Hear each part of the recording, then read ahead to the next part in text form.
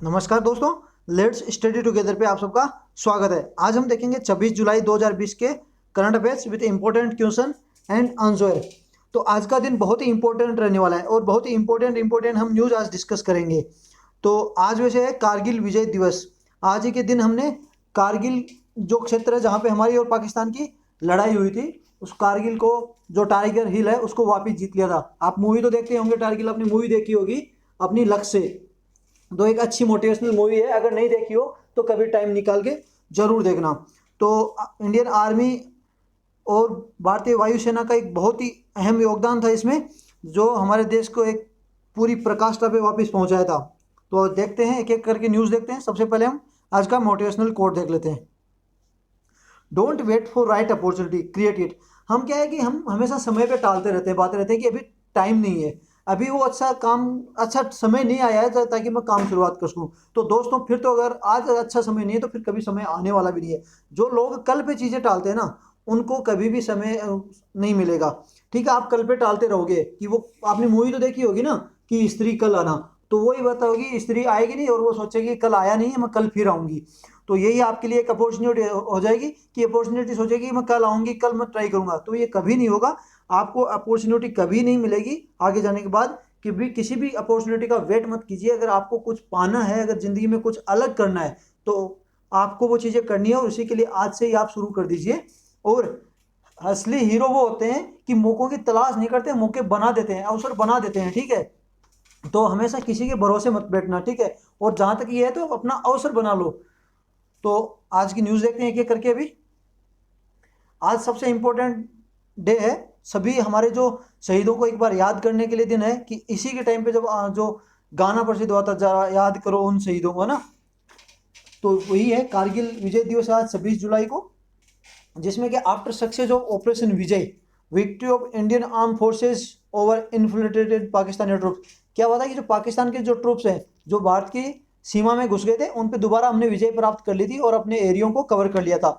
तो ये Indian army का एक ऑपरेशन विजय था। उसके बाद भारतीय सेना ने उसको जीत हासिल कर ली थी। तो हुआ क्या था असल में, वो देखते हैं कि 3 मई को 1999, 3 मई 1999 को कारगिल की जो लड़ाई थी वो शुरू हुई थी और 26 जुलाई को वापस खत्म हो गई थी। जो कारगिल है, द्रास सेक्टर है, कारगिल और द्रास सेक्टर लद्दाख का अपना, उसमें क्या होता है, पाकिस्तान ने अपने इंट्रूडर्स भेज दिए थे कि सर्दियां होती है ना, तो सेना उस समय क्या पीछे हट जाती है, जब बर्फ गिर जाती है तो सेना पीछे आ जाती थी। तो सर्दियों का मौका देके कि पाकिस्तान के जो सैनिक हैं और जो टेररिस्ट हैं, उनको क्या है, पाकिस्तान के जो टाइगर हिल्स पे उन्होंने भेज दिया है कि जाओ उस पर कब्जा कर लो। इस उनका मेन ऑब्जेक्टिव था, अगर वो टाइगर हिल के ऊपर जो चोटी के ऊपर अगर वो अच्छे अपने ट्रूप्स और वो अपनी बैरक्स बना लेते हैं, तो क्या होगा, उनको ऊपर से आराम से जो कश्मीर और लद्दाख की जो रोड है ना, उस पर आराम से वो क्या करते हैं कि उसको कट कर सकते हैं, वहां से उस पर अटैक कर सकते हैं, ताकि हमारा क्या लद्दाख और कश्मीर का एरिया टूट जाए, कट जाए, ताकि वो आगे जाके उस पर कब्जा जमा सके। तो उनका ऑब्जेक्टिव ये था कि जो हमारे कश्मीर और लद्दाख को अलग अलग कर देंगे, क्योंकि वहां से एक रोड होती जाती है, उस रोड को जब वो कट कर देंगे तो फिर क्या होता, पाकिस्तान और जो पाकिस्तान इंट्रूडर्स ने उसने हिल का जो टॉप है, ऊपर जो टॉप हिल है, वो उसको ऑक्यूपाई कर लिया गया था।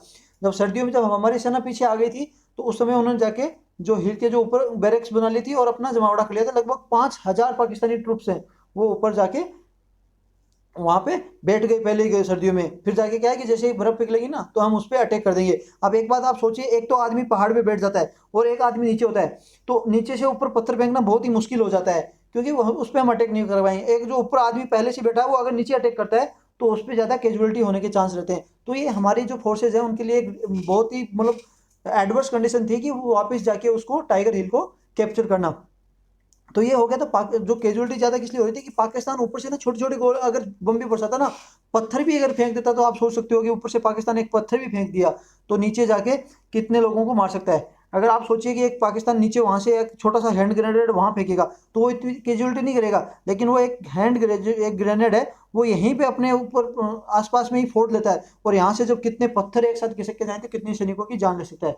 तो ये हमारे लिए एक एडवर्स इफेक्ट था। लेकिन कहा जाता, मैंने कहा था कि अपॉर्चुनिटी हमेशा बनाई जाती है, ठीक है, मिलती नहीं है। तो ऐसी कंडीशन में भी हमारी सेनाएं देखो कैसे जीत के आई थी। आगे देखते हैं क्या कंडीशन हुई थी।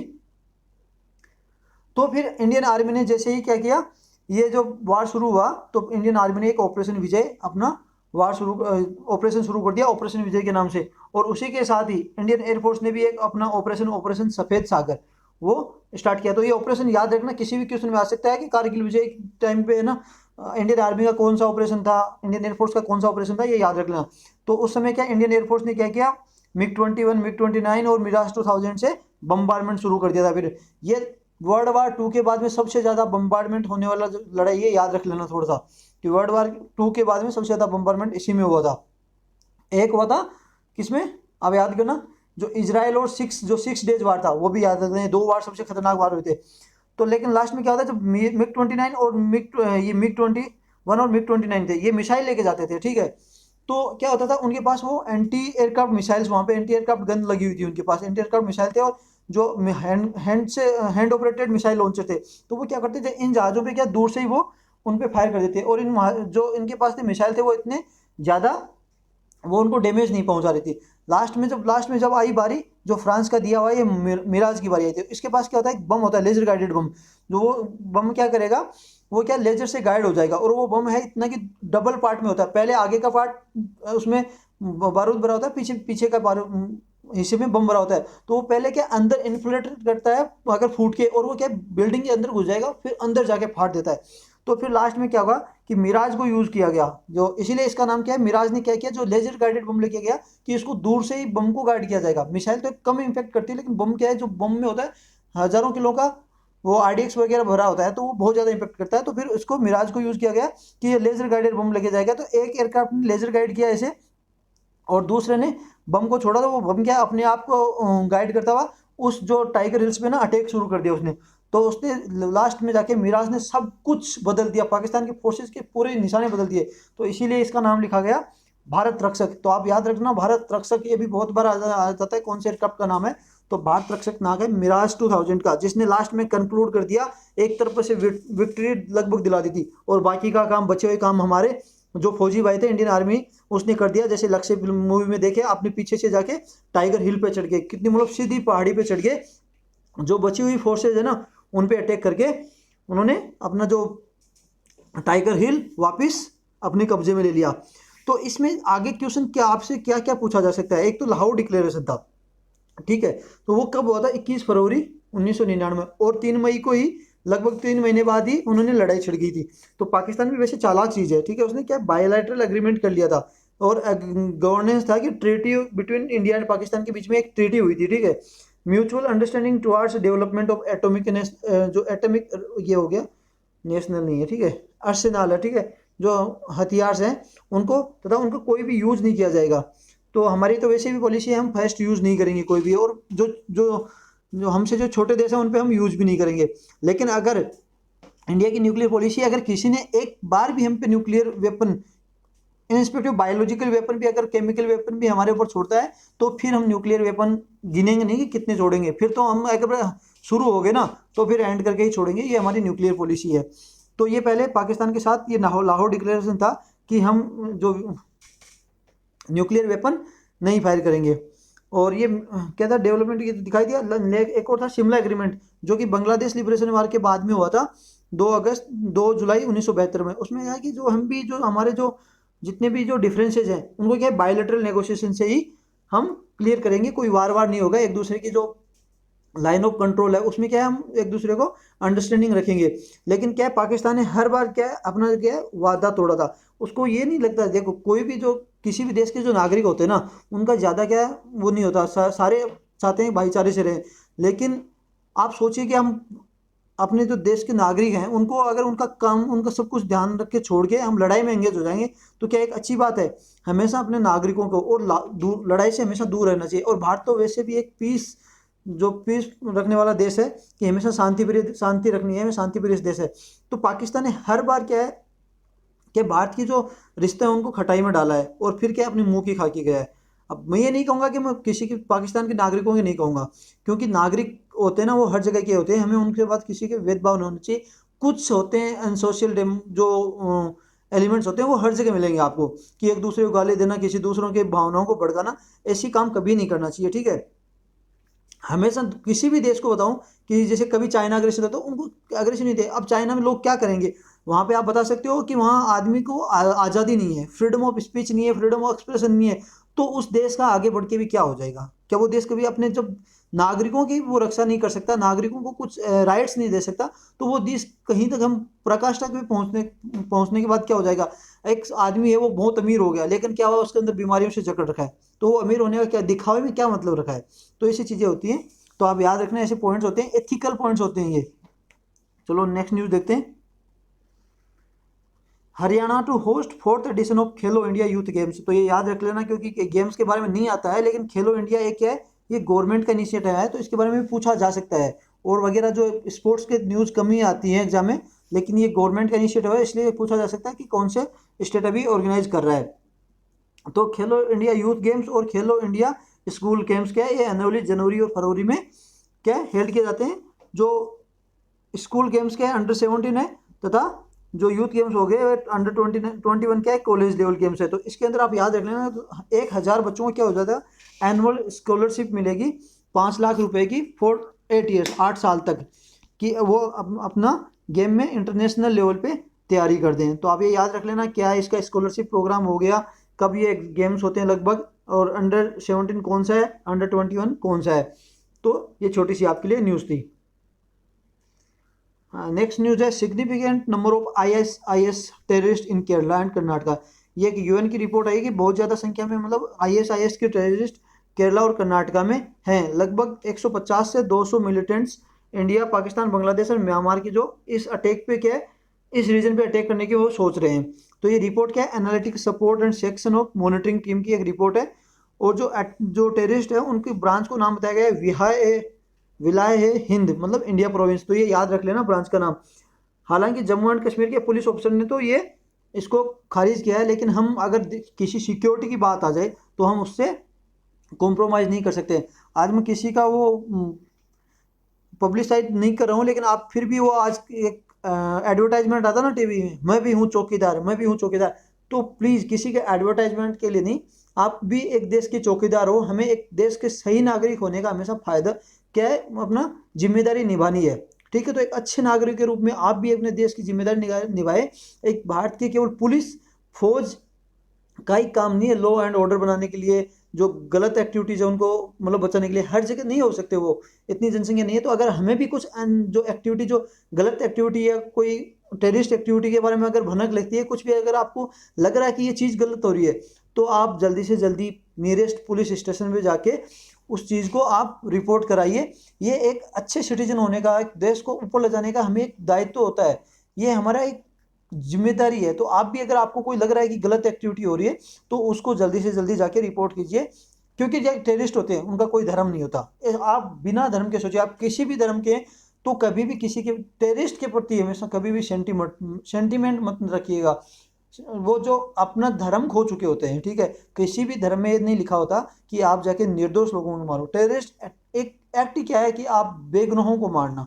तो ये कहीं भी किसी भी अगर कोई ये बता दे कि इस धर्म में ये लिखा है कि आप बेगुनाहों को मारो, ये जो लोग कहते हैं ना काफिरों को मारो, अगर ज़्यादातर इसको मुस्लिम धर्म से जोड़ा जाता है, लेकिन कहाँ लिखा है कुरान में कि काफिरों को मारो? ये कहीं नहीं है। ठीक है, इसको लोगों को क्या है, दिमाग को वाश करके या लोगों को सिखाते हैं और भड़का देते हैं। क्या उसको ज़िंदगी क्या मिल जाएगी? वो अपना खुद का परिवार खो देगा, अपनी खुद की ज़िंदगी खो देगा। तो ये चीज़ें गलत है। तो आप भी एक जिम्मेदार नागरिक होते हुए ऐसी चीज़ों पे कभी भरोसा नहीं करना है, और अपनी जिम्मेदारी निभाते हुए अगर कुछ आपको गलत एक्टिविटी दिखाई देती है, तो आप जाके जल्दी से जल्दी पुलिस स्टेशन में रिपोर्ट करोगे। तो ये ब्रांच का नाम याद रख लेना, और मतलब ये रिपोर्ट किसकी है ये याद रख लेना। नेक्स्ट न्यूज़ है, Sheikh Hasina fail to met Indian envoy. जो अपने जो राजदूत हैं जो बांग्लादेश में रहते हैं, उन्होंने 2-3 बार ट्राई किया कि जो बांग्लादेश के प्राइम मिनिस्टर से मिलने के लिए, लेकिन वो अभी मिली नहीं है। तो ये एक न्यूज़पेपर है भोर कागज, उसकी रिपोर्ट है, उसने रिपोर्ट किया है कि जो उन्होंने जो भारत की राजदूत है, उन्होंने 2-3 बार मिलने की कोशिश की थी, लेकिन अभी शेख हसीना उनको लिए टाइम नहीं निकाल पाई। और उन्होंने अभी तक तो ये भी नहीं लिखा है कि इंडिया ने जो भी कोविड-19 के लिए जो उनको हेल्प की है उसके बारे में एक लेटर भी नहीं लिख के दिया। तो ये मतलब एक रिलेशनशिप को खटास में डालने का इशारा कर रही है। तो जो न्यूज़पेपर वो अभी ये भी बता रहा है कि जो इंडिया के जो प्रोजेक्ट हैं, जो जितने भी प्रोजेक्ट बांग्लादेश में होने वाले हैं, वो 2019 के जो री इलेक्शन हुआ था, जो जिसमें शेख हसीना से वापिस जीत के आए थे, वो अभी सारे डिले पड़ गए, मतलब उन पे काम नहीं हो रहा है। और दूसरी बात क्या है कि अभी जो ये बांग्लादेश है, सारे के सारे जो प्रोजेक्ट है, चाइनीज जो इंफ्रास्ट्रक्चर प्रोजेक्ट है उनको ज़्यादा सपोर्ट दे रहा है, इंडिया के जो प्रोजेक्ट है उनको सपोर्ट नहीं दे रहा है। तो ये एक इंडिया के लिए बुरी खबर है।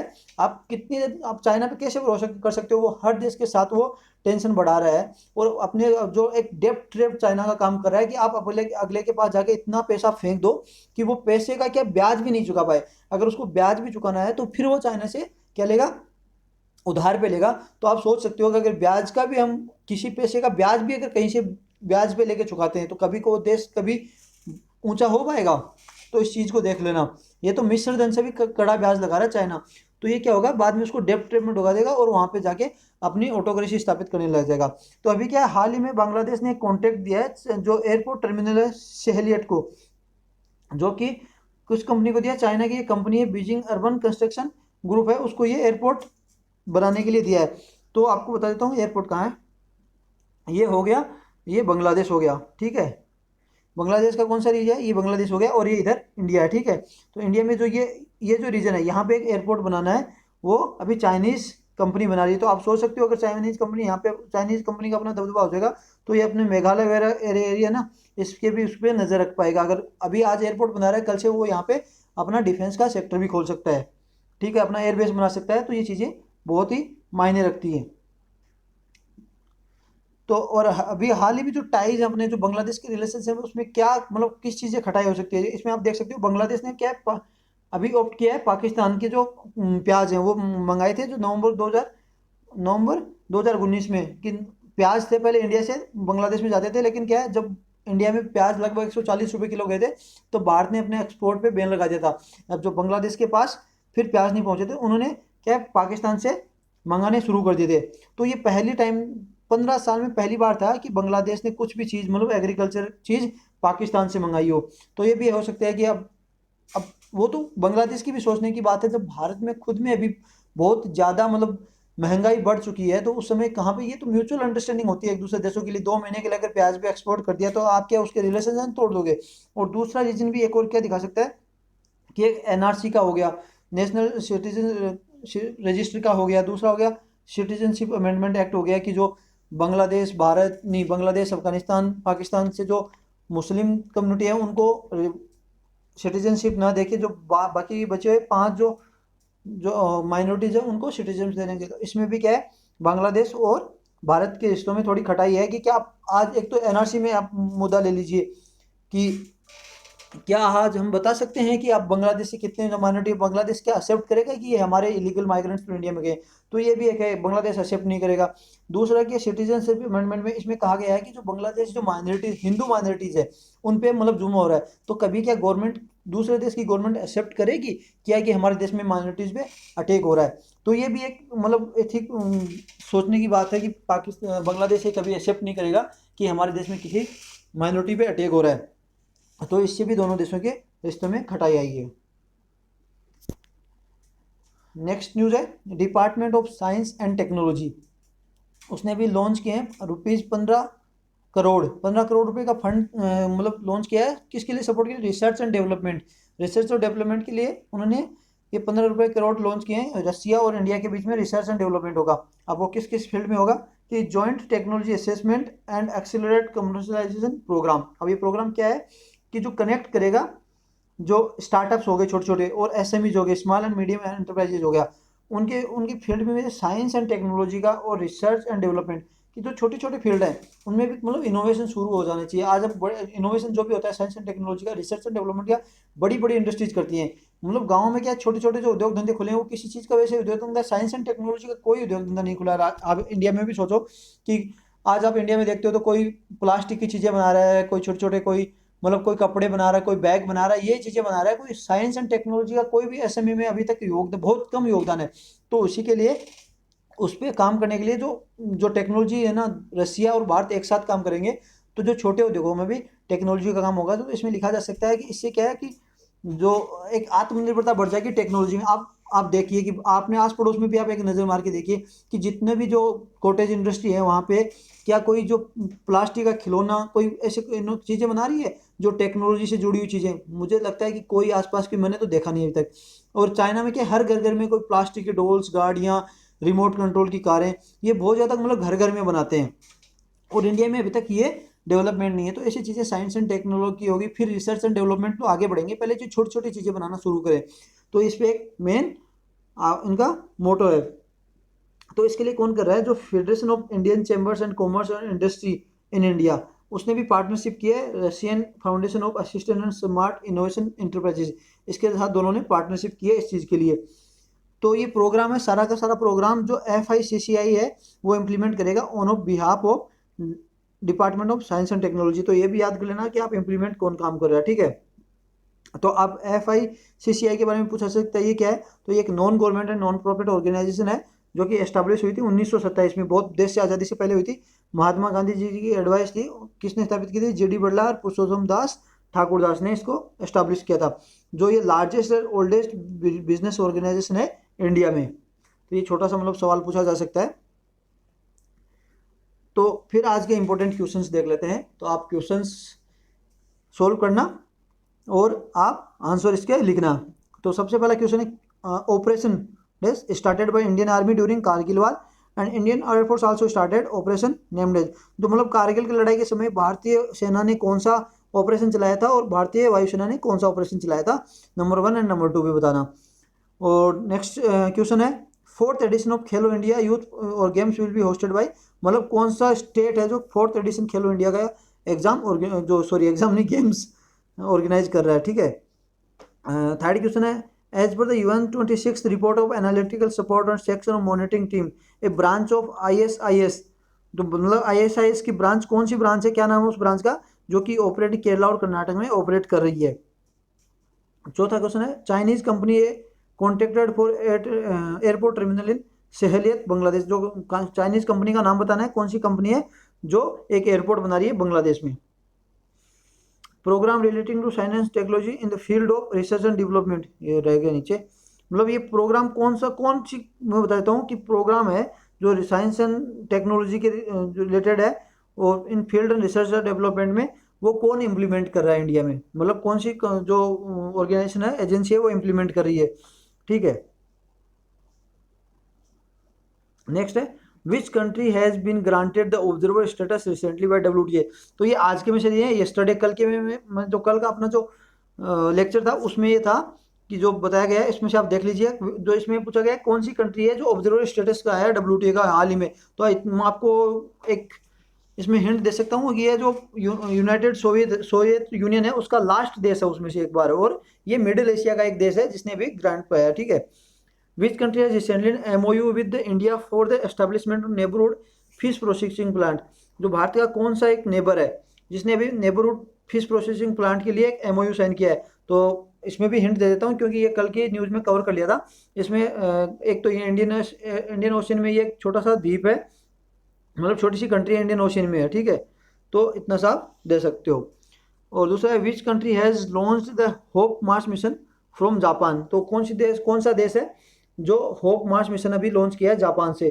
तो इसमें भी आपको हिंट देता हूँ, ये भी क्योंकि मैं पीछे के लेक्चर में कवर कर चुका हूँ। ये एक वेस्ट एशियन कंट्रीज है, okay. And interplanetary mission Taiwan 1 to Mars belonging to which country, तो ये इंटरप्लानेटरी मिशन कौन से मतलब कौन से देश ने ये लॉन्च किया है। तो बता देता हूँ भारत का एक पड़ोसी देश है उत्तर दिशा में, क्योंकि ये कवर हो चुका है पहले, फिर भी आपके लिए एक हिंट है। नेक्स्ट न्यूज़ है इंडिया सक्सेसफुली टेस्ट फायर्ड नाग नमिका और ध्रुवस्त्रा विच इज एन, ये क्या है, मतलब ये क्या है। तो इसका बता देता हूँ, इसका भी बहुत ही क्लोज आपको हिंट देता हूँ। इसका नाग नमिका का एरियल वर्जन है वो है नाग हेलिना, ठीक है। तो इतना हिंट दे दिया, तो आपको पता होना चाहिए। तो आपके आंसर कमेंट बॉक्स में ज़रूर आप लिख देना। तो आज की न्यूज़ के लिए इतना ही। अगर आपको पसंद आया हो तो वीडियो लाइक कीजिएगा, शेयर कीजिएगा एंड सब्सक्राइब कीजिएगा। और अगर पसंद नहीं आए तो आप डिसलाइक कीजिए, लेकिन थोड़ा सा कमेंट बॉक्स में बता दीजिए कि वीडियो डिसलाइक क्यों किया, ताकि हम आगे जाके उसमें सुधार कर सके। और हाँ, आप इस पूरे वीडियो का PDF डाउनलोड कर सकते हो skvincher.blogspot.com पे, ठीक है। तो पूरे ब्लॉग के नीचे नीचे आपको उसका PDF मिल जाएगा। आज की न्यूज़ के लिए इतना ही, कल फिर मिलेंगे। जय हिंद, जय भारत।